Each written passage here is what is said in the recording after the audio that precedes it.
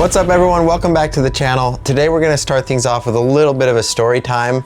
I'm actually kind of embarrassed to admit this. I just want to let you know, in today's video, we're going to be using Timascus.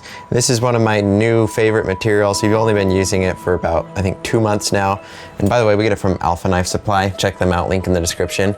But the story I wanted to tell you guys is actually pretty funny. I'm a little bit embarrassed, but I was wanting to make an Obsidian finish Timascus ring, and that's what we're doing in today's video. And I went to do that actually. That was 3 weeks ago that I went, and I went down the shop, I got everything I needed, got the Timascus, was filming everything, made the ring, came upstairs, handed it over to Lewis, who was editing the videos at the time. And he was like, "Are you finished?" I was like, "Yeah, what do you mean?" And he's like, "It's not the ring you said you're gonna make." And I was like, "Oh my." And he was right. I went there to make the Obsidian Timascus ring.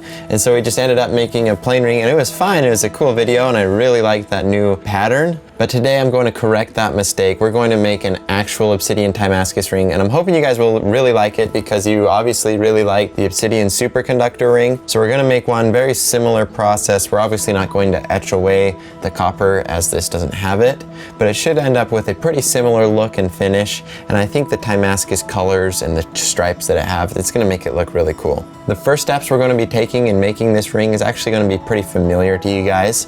And so we'll just cut out our slice we need here, get it to a basic ring shape, but then that's when things we're gonna switch up. And just like in the superconductor Obsidian video, we're going to use the belt sander and actually have the proper belts for this video. They actually came and arrived.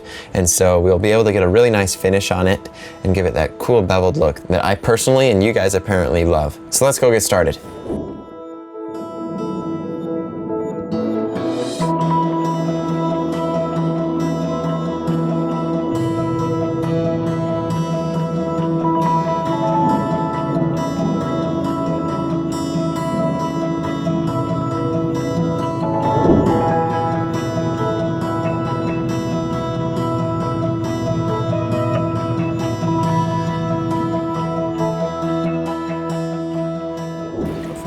Okay, I've got our blank of Timascus here. We need to hollow it out on the lathe. I've got our center drill set up, and then you can see on the back I've got a piece of carbon fiber. That is to keep it from being pushed back into the lathe. So I'll just tighten this down, and really straightforward, I spin this knob at the end of this drill, and it pushes it forward into the material, and it'll cut a hole all the way through the blank.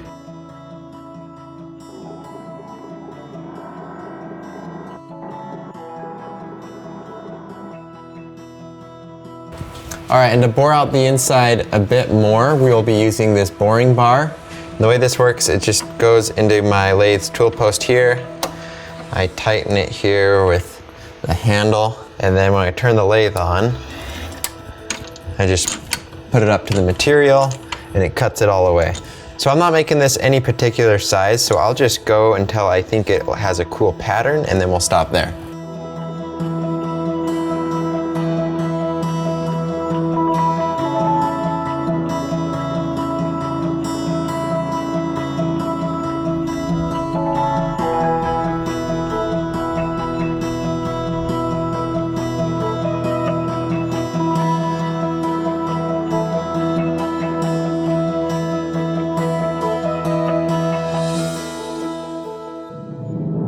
Okay, we've got the inside hollowed out. Now I'm going to be using this tool here to put a bevel on the inside. That'll make it more comfortable to wear. And one thing to note is that I'm not going to be rounding it off with a sander. I could do that and it would make the ring more comfortable, but I do like the crisp, nice, clean look that that gives us. And so just for this time, I decided it'd be fun to do that. It'll still be more comfortable than the way it is now, so it could be better, but I do like the look of the way we're gonna do it. So if you're curious, that's the only reason why. Now I'm gonna go ahead and get going on it.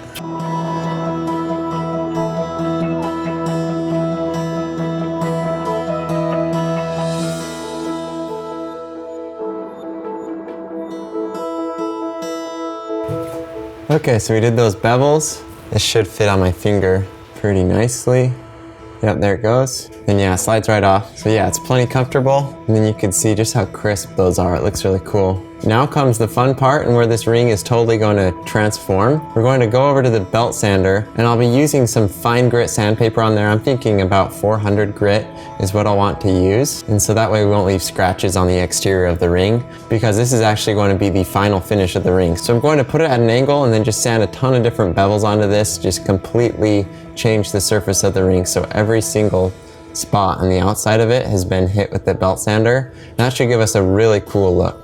All right, next step, it's really straightforward. We're just going to be putting a whole bunch of bevels on this with the sanding belt, the belt sander here.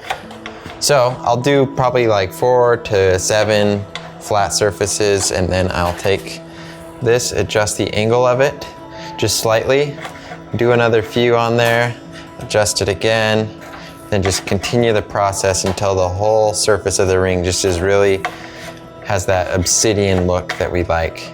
And then I'll obviously need to, did I just say that I'll obviously? Wow. All right, then I'll obviously need to slide this piece of wood here. That's why I've got this on here, why I'm not just using the actual metal table that it has on here, is so I can adjust it. Like right now, there's a big crack right there. So as I'm going, I'll slide this forward and then tighten it back down. That way it's not dangerous and we should get the results we want. So let's go ahead and get started.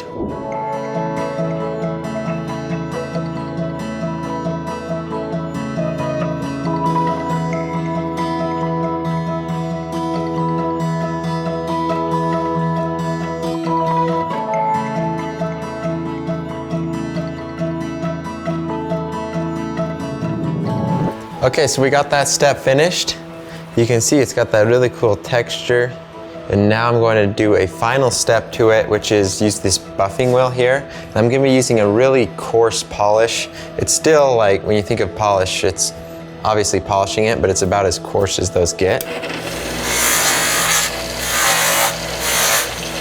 And this will just help even out the surface, make sure it's super smooth.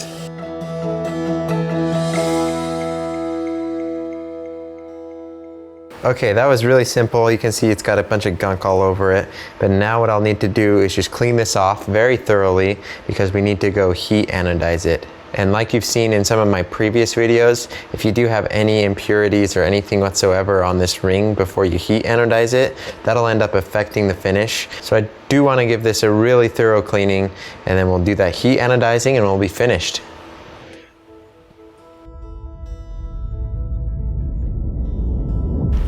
All right, everyone, now is the time we've all been waiting for.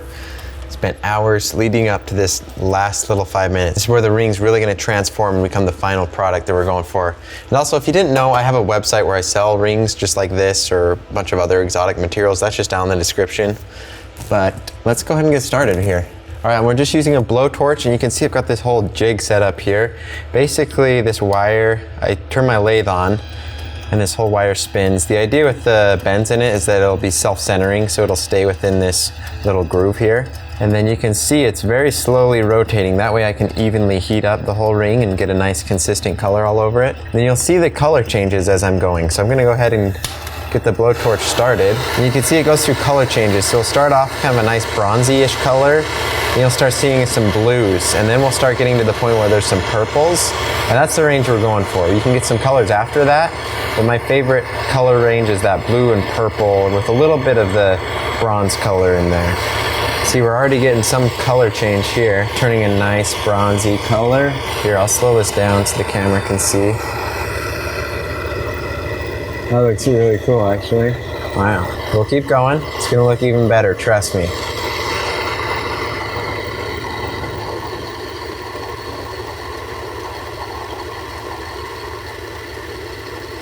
There we go, we're starting to see some of that purple. You can tell we've got the Timascus pattern. Ooh, there's some blue. It's getting to the colors we want pretty quickly. I'm about to call that good. Let's see, I'll give it just a couple more seconds. Okay, done. Wow, that looks really good.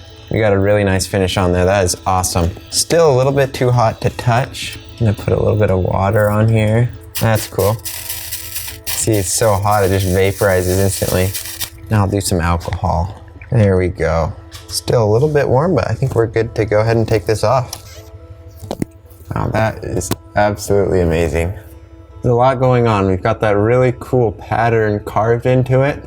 And then we've got a whole nother pattern with the Timascus, all those swirls. You can see how sometimes one of those faces will reflect the light as I'm rotating it. It's got a really cool look to it. Inside, that's really cool as well. Almost looks like zebra stripes. That bevel we put on there, that's looking great. Yeah, this is an awesome ring.